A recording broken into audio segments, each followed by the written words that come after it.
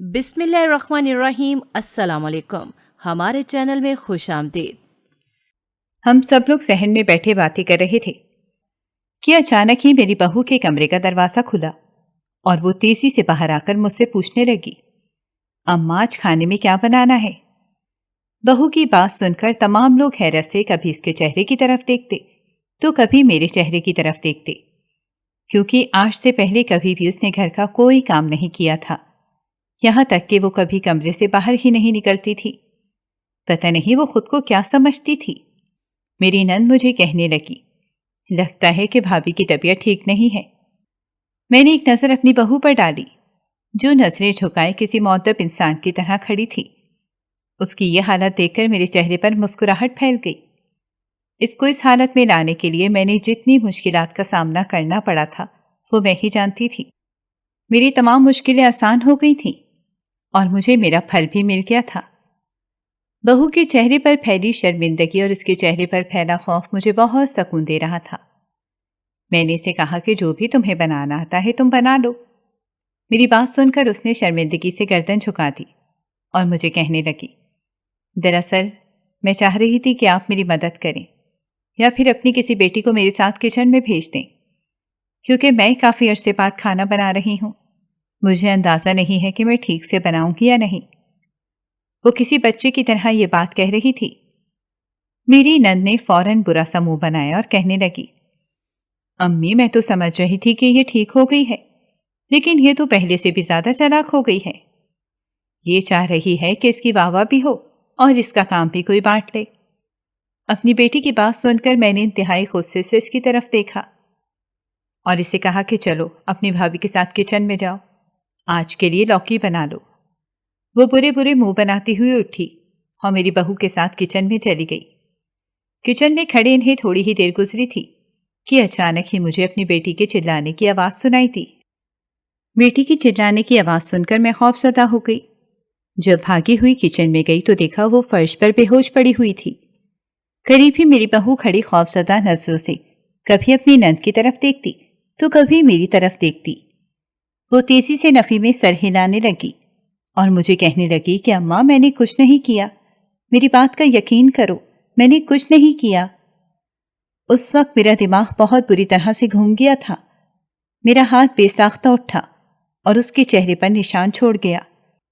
میں نے اسے کہا کہ ابھی اور اسی وقت اپنے کمرے میں دفع ہو جاؤ، مجھے تم جیسی عورت پر یقین نہیں کرنا چاہیے۔ اب تم دیکھو میں تمہارے ساتھ کیا کرتی ہوں۔ وہ بہت زیادہ خوفزدہ ہو گئی اور میرے پاؤں میں گرتے ہوئے کہنے لگی، امی قسم سے میں نے کچھ نہیں کیا۔ مگر میں اس کی کوئی بات سننے کے لیے راضی ہی نہیں تھی۔ میں نے اسے غصے سے کمرے میں بھیج دیا اور اپنی بیٹی کو ہوش میں لانے کی کوشش کرنے لگی۔ میری بیٹی کی سانسیں بہت آہستہ آہستہ چل رہی تھیں۔ یہ دیکھ کر میں پریشان ہو گئی۔ جلدی سے اپنی بیٹی کو کال کی۔ تھوڑی ہی دیر میں میرا بیٹا گھر آ گیا، پھر اس کو لے کر قریب ہی کلینک پر چلی گئی۔ میری طبیعت بہت خراب ہو گئی تھی۔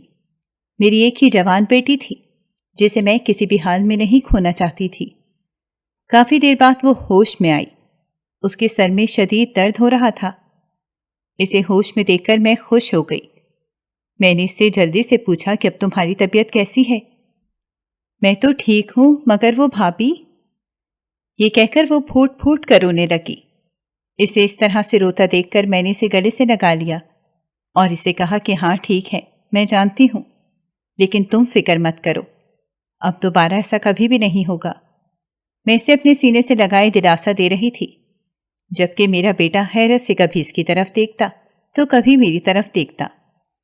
جب میں وہاں سے نکلنے لگی تو اس نے مجھ سے بے چینی سے پوچھا، اماں وہ میری بیوی کے بارے میں کیا بات کر رہی تھی؟ کیا میری بیوی نے اس کے ساتھ یہ سب کچھ کیا ہے؟ اپنے بیٹے کی بات سن کر میں نے اس کی طرف شکایتی نظروں سے دیکھا۔ اتنا وقت گزر گیا تھا اور اسے ابھی تک ہی اس بات کا اندازہ نہیں ہو سکا تھا۔ میں نے ایک گہری سانس لی اور اس وقت تو میں نے اس بات کو ٹال دیا، لیکن میں نے فیصلہ کر لیا تھا کہ اب اپنی بہو کو سیدھی راہ پر لاؤں گی اور اس سے اچھے طریقے سے سبق سکھاؤں گی۔ اگر میں نے اسے ایک سیدھا اور اچھا انسان نہیں بنایا تو میرا نام بھی راشدہ بیگم نہیں۔ میں نے اسی وقت ہی خود سے وعدہ کیا اور پھر اپنے بچوں کو لے کر گھر واپس چلی آئی۔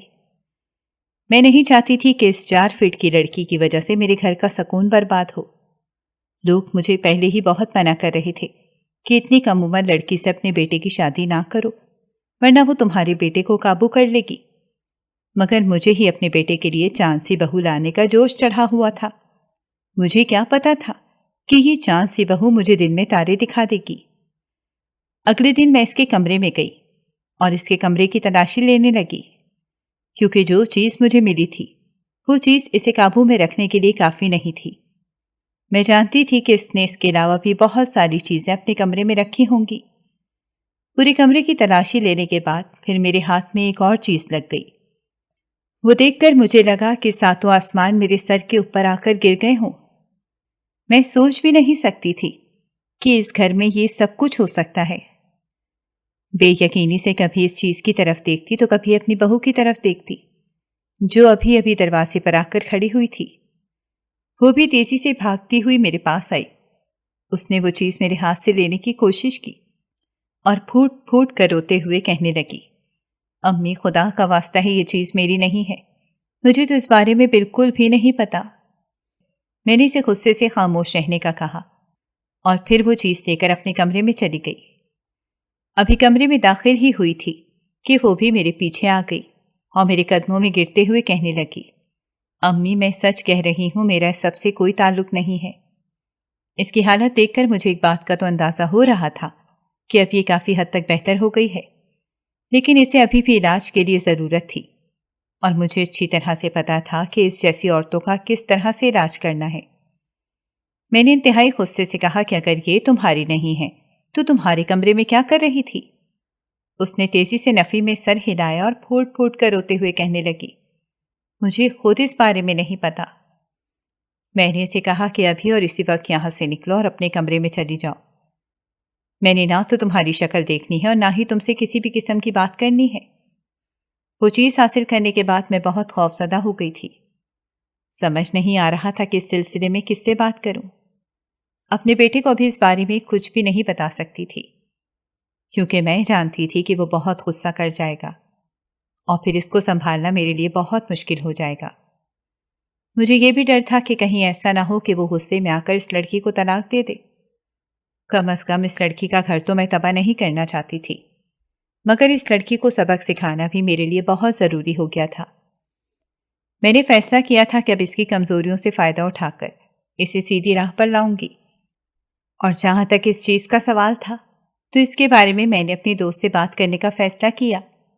اسی رات ہی میں اپنی دوست کے گھر چلی گئی۔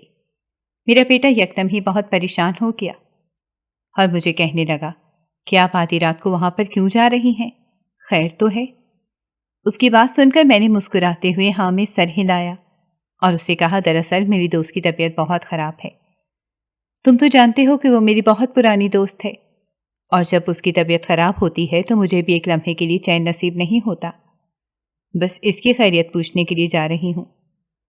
میری بات سن کر وہ تیزی سے ہاں میں سر ہلانے لگا اور پھر تھوڑی ہی دیر بعد وہ مجھے میری دوست کے گھر چھوڑ کر چلا گیا۔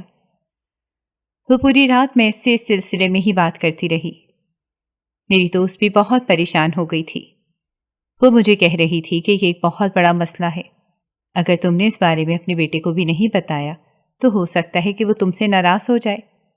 دوست کی بات سن کر میں نے اسے کہا کہ وہ لڑکی جتنی مرضی بری سہی، لیکن میں اس لڑکی کا برا نہیں چاہ سکتی، مجھے وہ اپنی بیٹیوں جیسی ہی لگتی ہے۔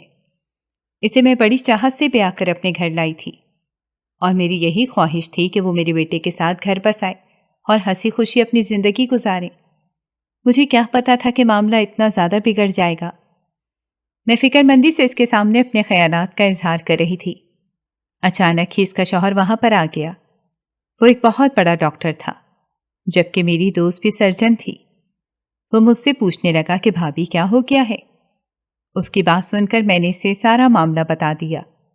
وہ بھی پریشان ہو گیا اور کہنے لگا کہ یہ کوئی چھوٹی بات نہیں ہے جس کو ہم چھپا لیں، بلکہ یہ تو بہت بڑی بات ہے۔ باہر کے لوگوں کو نہ صحیح، لیکن کم از کم گھر کے لوگوں کو تو اس بارے میں معلوم ہونا ہی چاہیے۔ میں نے ان دونوں کو کہا کہ میں تم دونوں کے خیالات کا احترام کرتی ہوں، لیکن فی الحال میری بات سمجھنے کی کوشش کرو۔ ابھی گھر والوں کو بتانا بالکل بھی مناسب نہیں ہے۔ میں اپنے گھر والوں کو اچھی طرح سے جانتی ہوں۔ میں جانتی ہوں کہ ان کا رویہ یکدم ہی بہت برا ہو جائے گا۔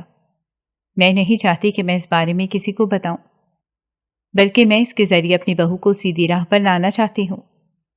میری دوست نے میری بات سن کر تیزی سے ہاں میں سر ہلایا اور کہنے لگی، ہاں تم ٹھیک کہہ رہی ہو، اس طرح سے تم اپنی بہو کو اپنے قابو میں کر لو گی۔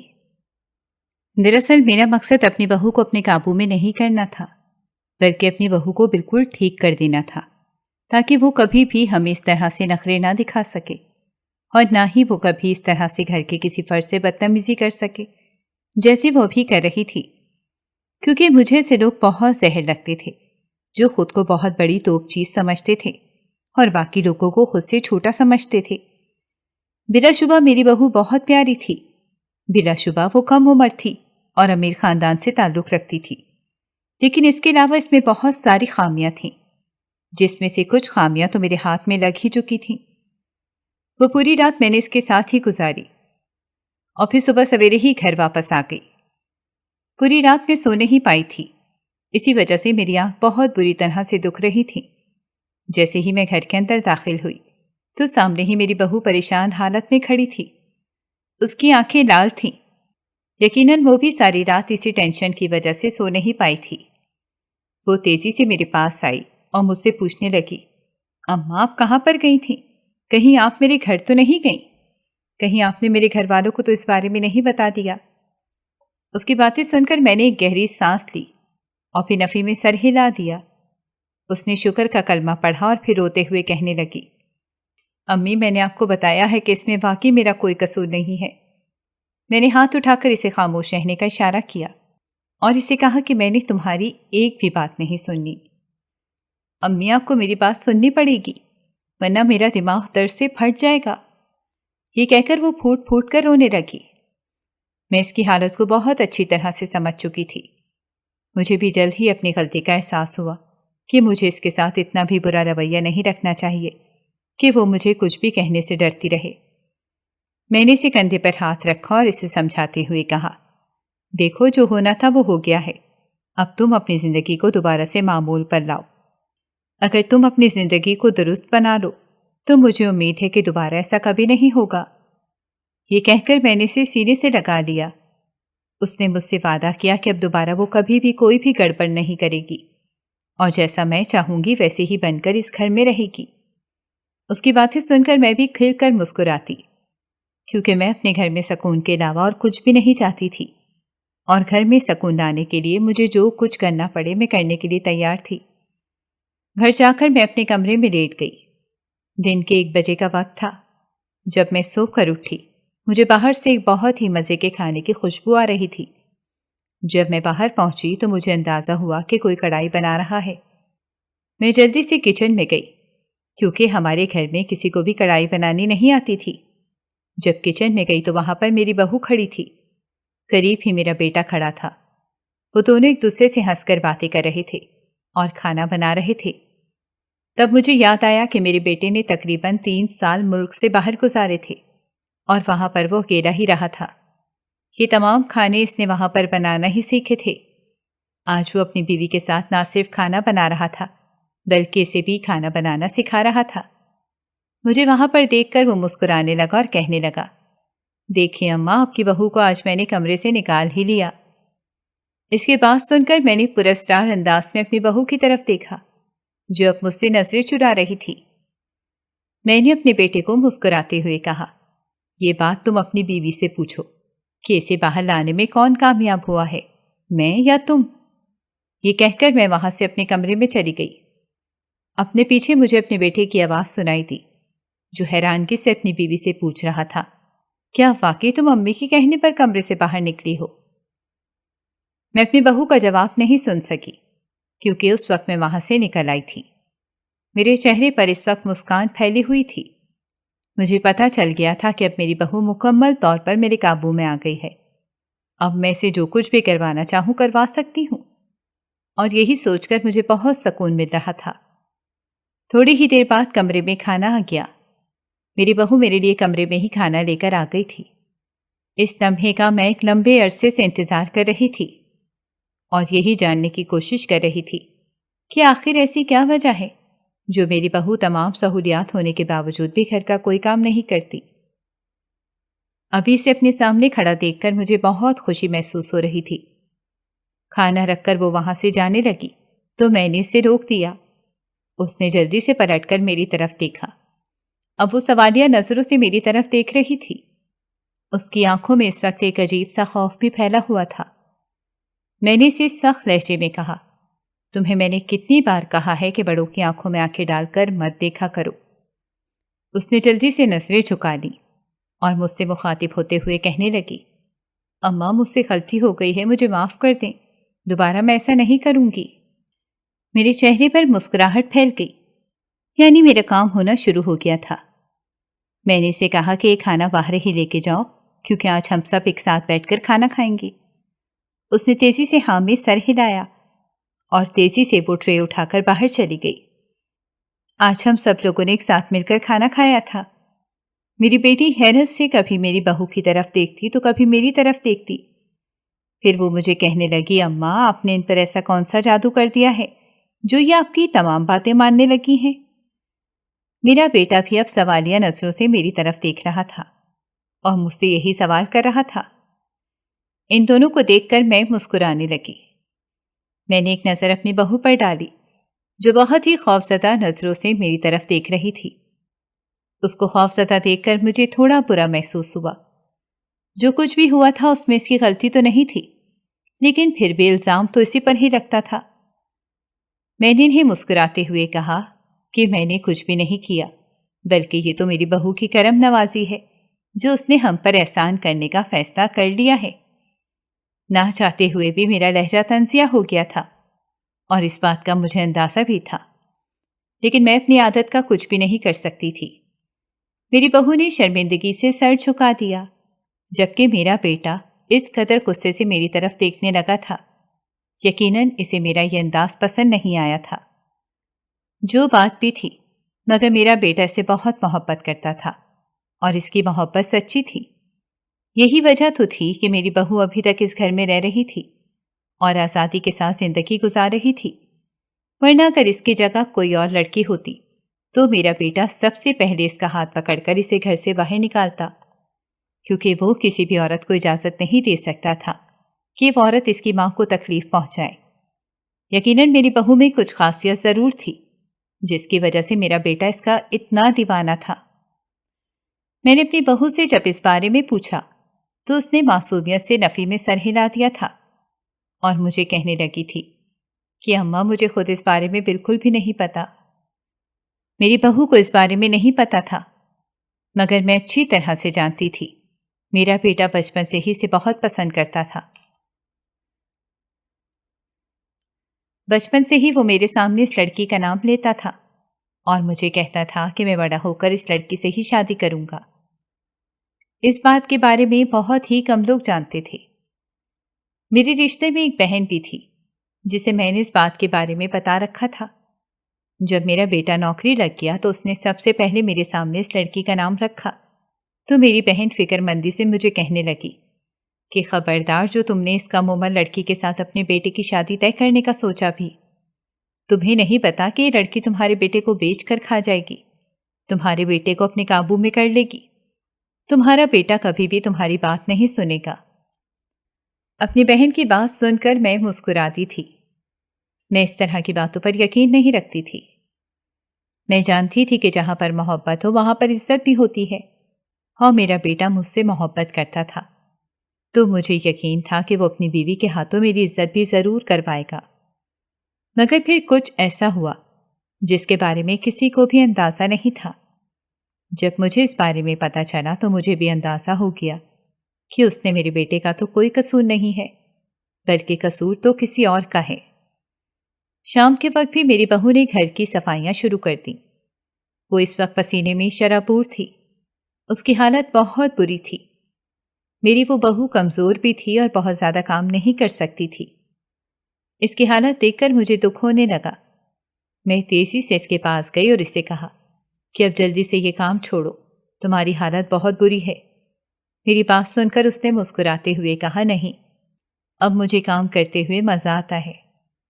اس کی بات سن کر میں طنزیہ مسکرانے لگی اور اس سے کہا کہ اب تو تمہیں مزہ آنا ہی چاہیے، کیونکہ تم جانتی ہو کہ ایک یہی طریقہ ہے جس کے ذریعے تم… میں بات کرتے کرتے یکدم ہی خاموش ہو گئی، وہ بھی شرمندہ ہو گئی۔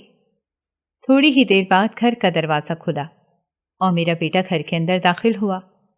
اپنی بیگم کو کام کرتا دیکھ کر وہ تیزی سے اس کے پاس گیا اور اسے کہنے لگا، یہ تم نے اپنا کیا حال بنایا ہوا ہے؟ تمہیں پتا بھی ہے کہ تم کمزور ہو اور اس طرح کے کام نہیں ضروری، پھر تمہیں کیا ضرورت تھی کہ سارے گھر کی صفائیاں کرنے کی؟ اماں ہر مہینے ایک نوکرانی کو بلا لو، جو لیتی ہے یہ کام اس نوکرانی کے لیے ہی رکھو، تم آرام کرو۔ یہ کہہ کر اس نے میری بہو کو کمرے میں بھیج دیا۔ میری بہو سوالیہ نظروں سے میری طرف دیکھ رہی تھی۔ میں نے اسے آنکھوں ہی آنکھوں میں کمرے میں جانے کا کہا۔ وہ بہت تیزی سے بھاگتی ہوئی گرتی پڑتی اپنے کمرے میں چلی گئی۔ میں بہت غور سے اس کو جاتے ہوئے دیکھ رہی تھی۔ اچانک ہی میرے بیٹے نے میرے کندھے پر ہاتھ رکھا۔ میں نے اس کی طرف سوالیہ نظروں سے دیکھا۔ وہ بھی حیرت سے میری طرف ہی دیکھ رہا تھا۔ اماں، آپ نے اس پر ایسا کون سا جادو کر دیا ہے جس کی وجہ سے یہ آپ کا ہر حکم مان رہی ہے؟ پہلے تک تو یہ کسی بھی بات کو نہیں سنتی تھی، یہاں تک کہ یہ اپنے کمرے سے بھی باہر نہیں نکلتی تھی۔ اگر میں اسے کچھ کہہ دیتا تھا تو یہ بیٹھ کر رونا شروع کر دیتی تھی، اور اس کے آنسوؤں کی وجہ سے میں نے اسے کبھی بھی کچھ نہیں کہا تھا۔ میری بات سن کر اماں مسکرانے لگی اور کہنے لگی، اب میرے ہاتھ میں تمہاری بیوی کی ایک شے آ گئی ہے، ایسی شے جس کی وجہ سے یہ ساری زندگی میری غلام بن کے رہے گی۔ میرا بیٹا حیرت سے میرے چہرے کی طرف دیکھنے لگا۔ اس کے چہرے پر یکدم ہی خوف نمودار ہو گیا۔ اس نے مجھے کندھے سے پکڑا اور مجھے کہنے لگا، اماں، آپ کو اندازہ بھی ہے کہ آپ کس طرح کی باتیں کر رہی ہیں؟ یقیناً اسے مجھ سے اس طرح کی باتوں کی امید نہیں تھی۔ میں نے ایک گہری سانس لی اور اسے کہا، معذرت کرنا بیٹا، دراصل میں انہیں الفاظ تھوڑے غلط استعمال کر لیے ہیں۔ میرے کہنے کا مطلب یہ تھا کہ اب تمہاری بیوی سیدھی ہو کر رہے گی اور کبھی بھی تمہیں تنگ نہیں کرے گی، اور نہ ہی گھر کے کسی فرد کو پریشان کرنے کی کوشش کرے گی۔ اب تم بھی سکون سے اپنی زندگی گزارو اور میرے شکر گزار ہو کہ میں نے تمہاری بیوی کو بالکل ٹھیک کر دیا ہے۔ یہ کہہ کر میں اپنے کمرے میں چلی گئی۔ وہ بھی میرے پیچھے پیچھے چلا آیا اور مجھے کہنے لگا کہ اماں، مجھے بھی اس چیز کے بارے میں بتاؤ جو آپ نے میری بیوی سے چرائی ہے اور جس کی وجہ سے وہ آپ کی غلام ہو گئی ہے۔ میں نے ایک گہری سانس لی اور اسے کہا کہ میں تمہیں اس بارے میں کچھ بھی نہیں بتا سکتی، اس کو راز ہی رہنے دو تو بہتر ہے۔ وہ تیزی سے نفی میں سر ہلانے لگا اور کہنے لگا، نہیں، مجھے جاننا ہے، میں بھی تو دیکھنا چاہتا ہوں کہ وہ کیا چیز ہے جس کی وجہ سے میری بیوی اتنی خوفزدہ ہو گئی ہے۔ وہ بہت زیادہ ضد کر رہا تھا۔ میں نے اسے کہا، ٹھیک ہے، میں تمہیں بتانے کے لیے تیار ہوں۔ یہ کہہ کر میں اپنے بکسے کی طرف بڑھ گئی جہاں پر میں نے وہ چیز رکھی ہوئی تھی۔ اس سے پہلے کہ میں وہ بکسا کھولتی، اچانک ہی مجھے اپنی بہو کی آواز سنائی دی، اماں، مجھے آپ سے ایک ضروری بات کرنی ہے۔ بہو کی بات سن کر میں تیزی سے اس کی طرف متوجہ ہو گئی۔ بیٹے کی طرف دیکھا تو وہ بھی حیرت سے میری بہو کی طرف دیکھ رہا تھا۔ میری بہو میرے بیٹے سے نظریں چرا رہی تھی اور اس کی یہ بات مجھے اچھے طریقے سے محسوس ہو رہی تھی، اور یہی سب دیکھ کر میری مسکان گہری ہوتی چلی جا رہی تھی۔ میں نے اپنے بیٹے کو اس وقت کمرے سے باہر نکال دیا اور اپنی بہو کی طرف متوجہ ہو گئی۔ وہ تیزی سے میرے پاس آئی اور مجھے کہنے لگی کہ میں نے پتہ لگوا لیا ہے یہ سب کرنے والا کون ہے۔ میں نے سوالیہ نظروں سے اس کی طرف دیکھا تو اس نے میرے سامنے ایک تصویر رکھی۔ وہ تصویر دیکھ کر مجھے لگا کہ میرے قدموں کے نیچے سے زمین نکل گئی۔ میں اندازہ نہیں لگا سکتی تھی کہ یہ سب کرنے والا کوئی اور نہیں بلکہ میری اپنی بہن ہے، وہ بہن جسے میں بچپن سے ہی ہر راز کے بارے میں بتاتی تھی۔ میری بہو مجھے دیکھ کر مسکرا رہی تھی۔ وہ مجھے کہنے لگی، اب آپ میرے شوہر کو سب کچھ بتا سکتی ہیں، اب میرا ڈر ختم ہو گیا ہے، کیونکہ پہلے مجھے ڈر تھا کہ کہیں یہ سب کچھ میری اپنی ماں نے تو نہیں کیا۔ اگر میری ماں کا نام نکل آتا تو میرے لیے مشکل پیدا ہو جاتی۔ وہ کمرے سے باہر نکل گئی۔ میرا بیٹا دوبارہ کمرے میں آیا۔ میں نے بکسے میں رکھی ہوئی وہ گڑیا اور وہ تمام تعویذ اپنے بیٹے کے سامنے رکھ دیے۔ یہ تمام تعویذ کسی نے میری بہو کے کمرے میں رکھے تھے اور انہی تعویذوں کی وجہ سے میری بہو کا دماغ خراب ہو گیا تھا۔ مجھے اچھی طرح سے یاد تھا جب پہلے دن وہ آئی تھی تو وہ بہت ہی اچھے طریقے سے مجھ سے بات کر رہی تھی، لیکن پھر چند ہی دنوں بعد وہ بالکل خاموش رہنے لگی۔ پھر تو اس نے بالکل کمرے میں ہی رہنا شروع کر دیا۔ وہ نہ تو کسی سے بات کرتی تھی اور نہ ہی کسی سے ملتی جلتی تھی، بلکہ اپنی سوچوں میں ہی ڈوبی رہتی تھی۔ یہ سب کچھ مجھے ٹھیک نہیں لگ رہا تھا، اسی وجہ سے میں نے اس کے کمرے کی تلاشی لینے کا فیصلہ کیا، اور پھر ایک دن وہ تمام تعویذ تو اس کے کمرے سے نکل آئے۔ میں نے اپنی بہو سے اس کے بارے میں بات کی تو وہ روتے ہوئے کہنے لگی، اس کا اس میں کوئی قصور نہیں ہے۔ میں جاننا چاہتی تھی کہ آخر اس کے پیچھے کس کا ہاتھ ہے۔ اسی وجہ سے میں اپنی دوست کے گھر گئی، کیونکہ وہ ایک بہت بڑی عالمہ بھی تھی۔ چند دنوں کے بعد اس نے میری بہو کو بلایا اور پھر اس کا علاج شروع کر دیا۔ جو میری بہو بھی آہستہ آہستہ ٹھیک ہونے لگی، اور پھر آج ہی میری دوست اسے بتا کر گئی تھی کہ اس پر تعویذ کرنے والی کوئی اور نہیں بلکہ اس کی ساس کی بہن ہی ہے۔ میری باتیں سن کر میرا بیٹا حیران ہو گیا اور مجھے کہنے لگا، ایسا کیسے ممکن ہو سکتا ہے؟ بیٹے کی باتیں سن کر میں مسکرانے لگی۔ اسی وجہ سے ہی میں اسے سب کے بارے میں نہیں بتا رہی تھی، کیونکہ مجھے پتا تھا کہ وہ یقین نہیں کرے گا۔ تھوڑے ہی دنوں بعد میرے گھر کے حالات بہتر ہو گئے۔ اب میں ان دونوں کے ساتھ ایک پرسکون زندگی گزار رہی ہوں۔